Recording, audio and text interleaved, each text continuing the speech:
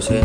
Di sini saya akan menjelaskan tentang pengertian data dan pengertian informasi, di mana data adalah catatan atas kesimpulan fakta dalam penggunaan sehari-hari. Data berarti suatu pernyataan yang diterima secara apa adanya. Pernyataan ini adalah hasil pengukuran atau pengamatan sesuatu variabel yang bentuknya dapat berupa angka, kata-kata, atau gambar, yaitu citra. Pengertian informasi. Informasi adalah keterangan, pernyataan, gagasan, dan tanda-tanda yang mengandung nilai, makna, dan pesan, baik data, fakta maupun penjelasannya yang dapat dilihat, didengar, dan dibaca yang disajikan dalam berbagai kemasan dan format sesuai dengan perkembangan teknologi informasi dan komunikasi secara elektronik. Baik, yang berikut terminologi dan konsep basis data. Basis data adalah suatu susunan atau kumpulan data operasional lengkap dari suatu organisasi atau perusahaan yang diorganisir atau dikelola dan disimpan secara terintegrasi dengan menggunakan metode tertentu dengan menggunakan komputer, sehingga mampu menyediakan informasi yang diperlukan pemakainya. Berikut definisi basis data. Koleksi data yang sistematis dan sistematis yang disimpan secara elektronik. Ini dapat berisi semua jenis data, termasuk kata, angka, gambar, video, dan file. Yang berikut tujuan dibangunnya basis data, yaitu kecepatan dan kemudahan atau speed. Dengan memanfaatkan basis data, memungkinkan kita untuk dapat menyimpan data atau melakukan perubahan atau manipulasi terhadap data atau menampilkan kembali data tersebut secara lebih cepat dan mudah. Berikut alasan mempelajari basis data.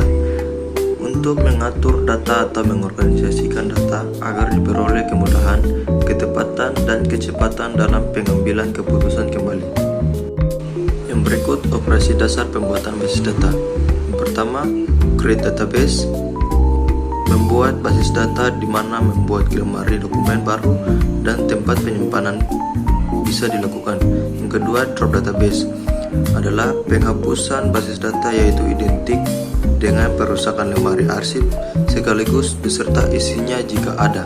Yang ketiga, create table, melakukan pembuatan tabel baru basis data atau penambahan map dokumen ke sebuah lemari arsip yang telah ada. Yang berikut hierarki data, di mana terdapat 6 hierarki data, yaitu yang pertama bit, yang kedua byte, yang ketiga field, yang keempat record, yang kelima file, dan yang keenam database. Kita masuk ke materi yang berikut, konsep DBMS atau Database Management System. Konsep DBMS adalah perangkat lunak yang menangani semua akses terhadap database dan menyediakan user interface terhadap sistem database. Yang berikut komponen utama DBMS. Di sini ada 3 bagian. Pertama, file manager. File manager terdiri dari susunan data dalam database. Yang kedua, database manager. Database manager akan secara khusus mengatur bagaimana database mampu bekerja dengan baik. Yang terakhir, query processor. Yang berikut pemanfaatan ilmu basis data.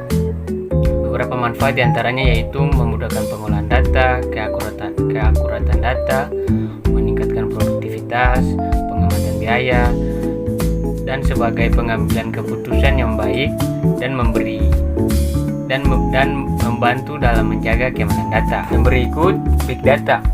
Big data atau biasa disebut mahadata, data raya, data raksasa, atau data bandang adalah istilah umum untuk segala himpunan data dalam jumlah yang sangat besar, rumit, dan tak terstruktur sehingga menjadikannya sulit ditangani apabila hanya menggunakan perkakas manajemen pangkalan, data biasa, atau aplikasi pengolahan data tradisional belaka. Kita masuk ke materi yang berikut, yaitu data informasi dan pengetahuan atau biasa disebut knowledge. Data merupakan pengamatan secara langsung terhadap suatu objek atau kejadian tertentu yang dalam hal ini memiliki nilai tertentu namun belum memiliki arti atau makna sehingga masih perlu diolah. Informasi adalah data yang sudah diolah atau diproses. Dengan kata lain, untuk menjadi informasi, data harus diberi penambahan arti, pemahaman, relevansi, dan tujuan.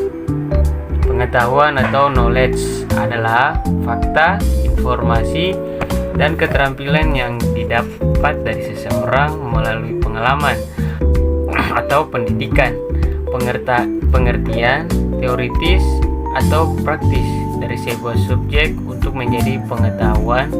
Informasi harus bertransformasi melalui aplikasi personal, nilai, dan keyakinan.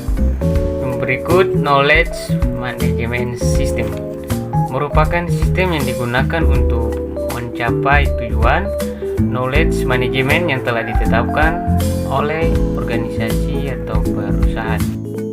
Baik teman-teman,